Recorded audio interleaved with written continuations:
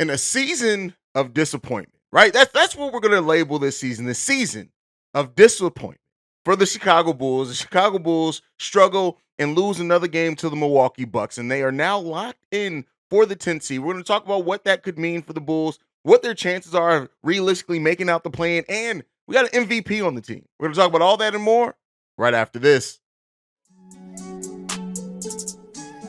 You are now tuned in to Chicago Bulls Central, your number one place for all Chicago Bulls news and content.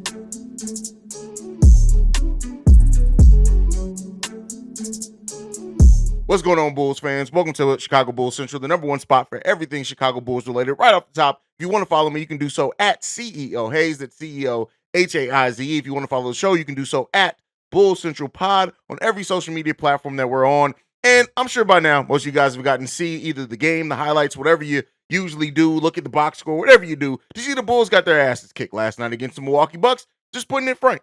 And this is a game in which, once you heard that Giannis was down, and then Chris Middleton went down after the first couple of minutes of the game, you're like, hey, the Bulls may have a chance. Then coming out of the third quarter, the Bulls have a 10-point lead, and then it's like in 3 minutes that lead disappeared, and the Bulls were down by 5, and the Milwaukee Bucks never looked back. And that just is what it is, right? This Chicago Bulls team came out flat for the second game, the third game in a row for being realistic. Did not give the level of defensive effort that we've come accustomed to seeing from this team, at least since the All-Star break. DeMar DeRozan had one of his worst performances as a Chicago Bull on both sides of the ball since he's been on the team. That just in his 2 seasons with the team, that was probably the worst performance, considering how much of a turnstile he was on defense and the fact he couldn't hit the ocean when it came to it on the offensive side of the ball either. It was a rough night for DeMar DeRozan. And even DeMar after the game saying, he guarantees it's not going to happen again. It better not, because we're about to go into the play-in. And guess what? We need a little bit more than that from a young fella. But with that said, it was a tough night for the Bulls overall. DeMar DeRozan going 3 of 12 from the field. Patrick Williams, who had a pretty solid first half, ended up 2 of 8 from the game, only 6 points. Zach LaVine 5 of 17, and even Vooch, who carried the Bulls for large portions of that game, goes 9 of 21. He does have 21 points and 11 rebounds, though. And then Kobe White going 6 of 10 from the field, having 14 points. But other than that, it was a bunch of singles out there when it comes to statistics from any other Chicago Bull. We did get to see Marko Simonovic and Dalen Terry, so shout out to us knowing that they are indeed safe and not locked away somewhere in Billy Donovan's gum dungeon. So, hey, it's some positive things to look at there. We know that they're still alive. So, shout out to them there. But this was just a bad loss for the Chicago Bulls. Just to be clear, just to be frank, this loss sucked. And I do think that the performance from these players sucked. It was lackadaisical. And it was not indicative of a team that you see going into a level of postseason play in the play-in tournament. This team looked like a team that is just trying to get the season over with to get into the lottery. And that's not what this team is. Now, we had, we'll talk about the players resting here and now because Billy Donovan has said kind of what's going to happen with the players over the last 2 games of the season. But this was a game that just Bobby Portis absolutely cooked the Chicago Bulls. And I've been saying for a while, people ask all the time, if you can add any one player to this team, and people are surprised when a lot of times I say Bobby Portis. Because I think Bobby Portis, would be the perfect bench piece for this team. He could play the 4, play some of the 5. He's going to rebound. He's going to play tough defense. He's going to give you that energy. He's going to be the dog mentality that we need. And he gave every bit of that to the Chicago Bulls last night. He had 27 points, 13 rebounds, 1 assist, 1 steal. He was 9 of 18 from the field, leading that team in scoring. Second was Brook Lopez, just sees the Bulls and Nikola Vucevic and says, yeah, we about to eat tonight. Free lunch today. 10 of 19 from the field for Brook Lopez, 7 rebounds, 26 points from him, and then Drew Holiday as well with 20 points, chipping that in as well for the Milwaukee Bucks. The Milwaukee Bucks only had 16 points off the bench total. Their starters killed us today, and a couple of those starters are actually bench pieces, and that's why I said in the pregame show when a lot of Bulls fans were in there and they're like, hey, we have no excuse not to win tonight. Giannis is out. The Bucks are still a better team than us, even without Giannis on that team. And apparently without Chris Middleton on that team as well. The shout out to the Bucks for just giving an amazing performance. We also got out-rebounded by 15 rebounds in that game. That's always going to be tough to overcome. They had 13 offensive rebounds. It was a tough and ugly night for the Chicago Bulls. But with that loss, the Bulls are now locked into the 10th seed. Our opponent is still not determined. It can still either be the Hawks or the Raptors, just depending on how they finish their season. But that means that the Bulls are going to have to win potentially 2 games to get out of the play-in tournament. And with the way and the effort and the lack of energy that this team's been playing with, I hope that they're saving it for the play-in tournament. I hope that we can sit there and we look back and say, hey, maybe this team was conserving some energy. They came out with amazing energy in this play-in tournament and won these 2 games. But I tell you what, it hasn't left me much hope that that's going to be the case with just how the Bulls have not fared well in games that have playoff type atmospheres, that have that energy where the other team just wants it more than you. Yeah, we get Memphis Grizzlies win here and there, right? That type of win. But there are also a lot of tough losses in there as well in those type of atmosphere games. So I'm looking at the Bulls, looking at them being locked into the 10th seed. And while, we had the pipe dream of them potentially getting up to 8th and then being able to only have to win 1 game or have that extra buffer if they did lose 1 game, that they still get another bite at it. But this is where the Bulls season has gone. And it is what it is. And with how up and down that this team has been all season, I would not personally be surprised if the Bulls team does come out and look like a completely different team the first game of the play-in and then bad the second game.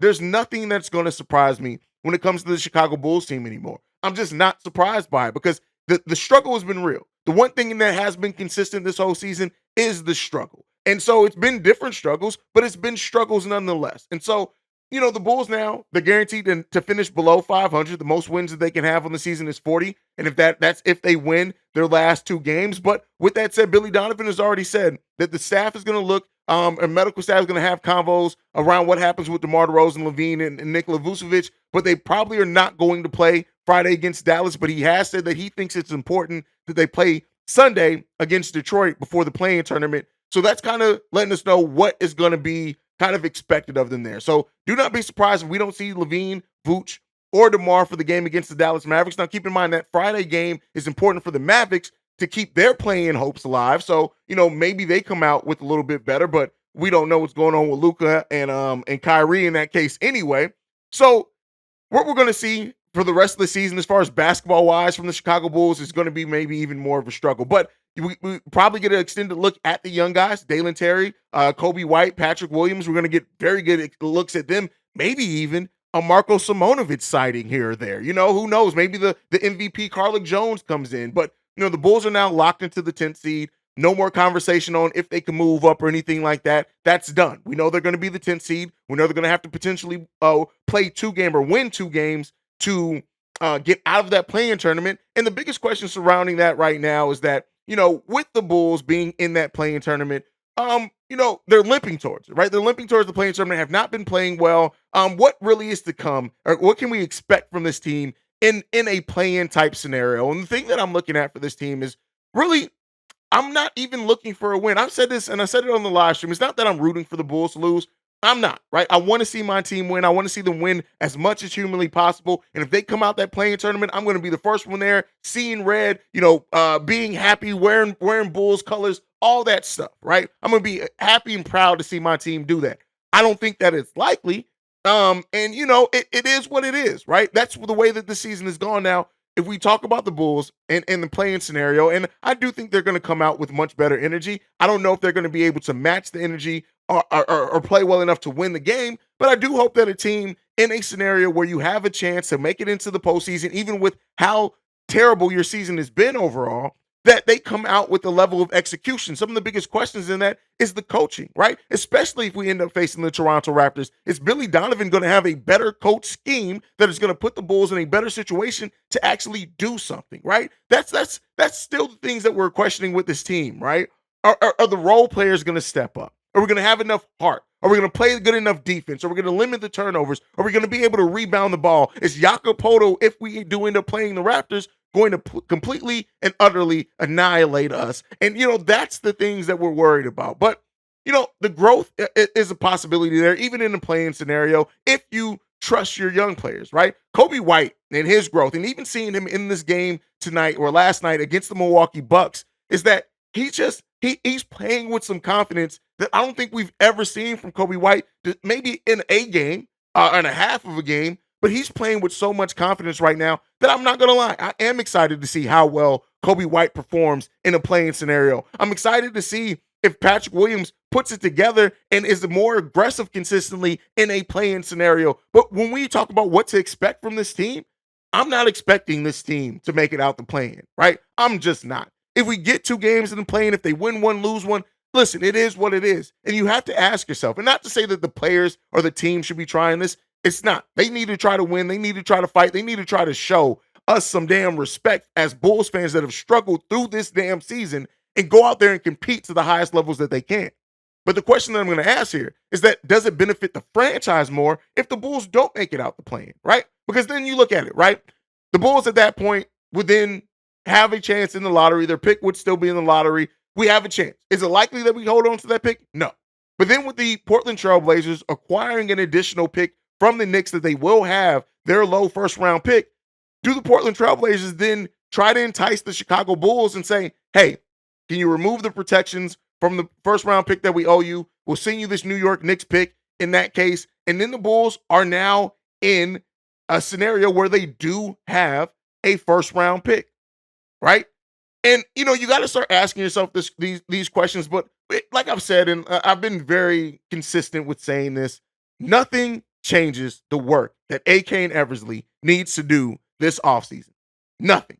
There's no realistic scenario from this team and how they have competed that you can't look at this team and say, hey, we got to make some wholesale changes. And it does seem like if you guys read Casey Johnson's most recent mailbag, that there is some common thought now that this team isn't going to come back in the way that it is now. There's going to be some considerable changes to this team made.